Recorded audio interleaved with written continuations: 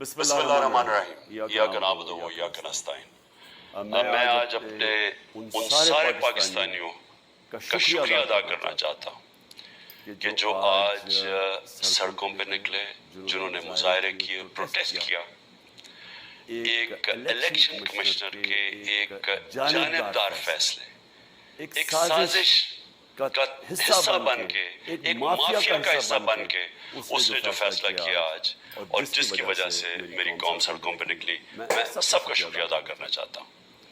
پہلے تو میں اپنی قوم کے سامنے یہ رکھنا چاہتا ہوں، یہ کیا فیصلہ ہے، یعنی یہ توشہ خانہ کیا چیز ہے؟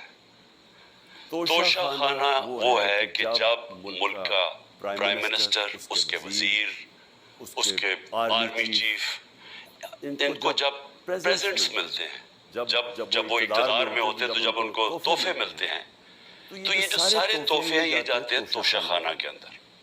ایک پورا ریکارڈ ادھر قائم کیا جاتا ہے۔ اس توشہ خانہ سے ایک قانون کے تحت آپ فیصلہ کر سکتے ہیں کہ میں ایک آدھی قیمت، ہمارے دور میں آدھی قیمت ہم دے کے ہم وہ خرید سکتے ہیں وہاں سے۔ سارا ریکارڈ اس کا ہے پڑا ہوا توشہ خانہ میں۔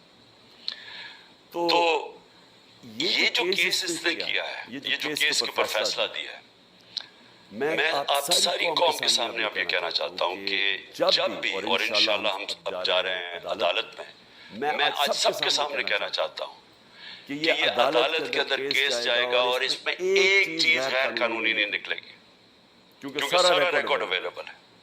اور جنہوں نے قانون توڑا ہے، توشہ خانہ کا قانون کس نے توڑا ہے؟ آصف زرداری نے اور نواز شریف نے۔ کیسے توڑا ہے؟ انہوں نے 4 مہنگی گاڑیاں اس توشہ خانہ سے نکالی ہیں۔ قانون یہ کہتا ہے کہ آپ گاڑیاں نہیں نکال سکتے، مجھے بھی ملی تھی۔ تو ان کے کیس تو سنے نہیں، ان کے 10 سال سے کیس پڑے ہوئے جو انہوں نے یہ گاڑیاں غیر قانونی طور پہ نکالی تھی۔ اور وہ جو کہ سارے میرے وکیل نے آج قوم کے سامنے بتایا کہ سارا ریکارڈ اویلیبل ہے، اس کے اوپر اس نے یہ فیصلہ کیا۔ آپ سب کے سامنے یہ وعدہ کرتا ہوں کہ میری جتنی بھی زندگی ہے وہ ان چوروں کا مقابلہ کرنے کے لیے، میں اس کو سیاست نہیں سمجھتا، میں اس کو جہاد سمجھتا ہوں۔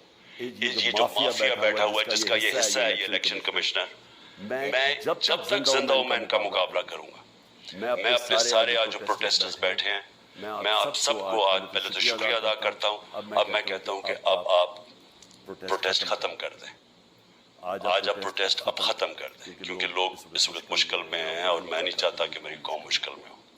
لیکن آپ سب تیاری کریں۔